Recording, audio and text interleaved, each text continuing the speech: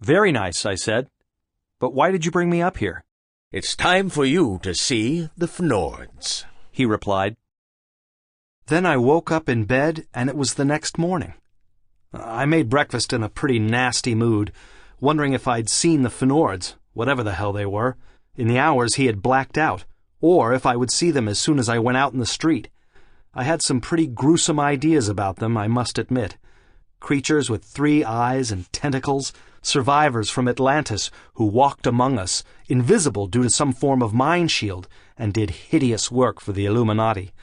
It was unnerving to contemplate, and I finally gave in to my fears and peeked out the window, thinking it might be better to see them from a distance first. Nothing. Just ordinary sleepy people heading for their buses and subways. That calmed me a little, so I set out the toast and coffee and fetched in the New York Times from the hallway. I turned the radio to WBAI and caught some good Vivaldi, sat down, grabbed a piece of toast, and started skimming the first page. Then I saw the fnords. The feature story involved another of the endless squabbles between Russia and the U.S. in the UN General Assembly, and after each direct quote from the Russian delegate, I read a quite distinct fnord. The second lead was about a debate in Congress on getting the troops out of Costa Rica. Every argument presented by Senator Bacon was followed by another fnord. At the bottom of the page was a Times depth-type study of the growing pollution problem and the increasing use of gas masks among New Yorkers. The most distressing chemical facts were interpolated with more fnords. Suddenly, I saw Hagbard's eyes burning into me and heard his voice. Your heart will remain calm. Your adrenaline gland will remain calm.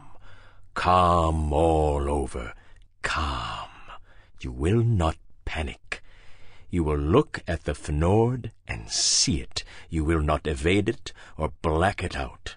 You will stay calm and face it. And further back, way back, my first-grade teacher writing fnord on the blackboard, while a wheel with a spiral design turned and turned on his desk, turned and turned, and his voice droned on. If you don't see the fnord, it can't eat you. Don't see the fnord. Don't see the fnord. I looked back at the paper and still saw the fnords. This was one step beyond Pavlov, I realized. The first conditioned reflex was to experience the panic reaction, the activation syndrome it's technically called, whenever encountering the word fnord. The second conditioned reflex was to black out what happened, including the word itself, and just to feel a general low-grade emergency without knowing why. And the third step, of course, was to attribute this anxiety to the news stories, which were bad enough in themselves anyway. Of course, the essence of control is fear. The fnords produced a whole population walking around in chronic low-grade emergency, tormented by ulcers, dizzy spells, nightmares, heart palpitations, and all the other symptoms of too much adrenaline. All my left-wing arrogance and contempt for my countrymen melted, and I felt genuine pity. No wonder the poor bastards believe anything they're told, walk through pollution and overcrowding without complaining, watch their sons hauled off to endless wars and butchered, never protest, never fight back, never show much happiness or eroticism or curiosity or normal human emotion, live with perpetual tunnel vision, walk past a slum without seeing either the human misery it contains or the potential threat it poses to their security. Then I got a hunch and turned quickly to the advertisements. It was as I expected. No fnords. That was part of the gimmick, too. Only in consumption, endless consumption, could they escape the amorphous threat of the invisible fnords. I kept thinking about it on my way to the office. If I pointed out a fnord to somebody who hadn't been deconditioned, as Hagbard deconditioned me, what would he or she say? They'd probably read the word before or after it.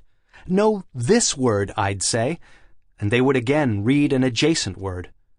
But would their panic level rise as the threat came closer to consciousness?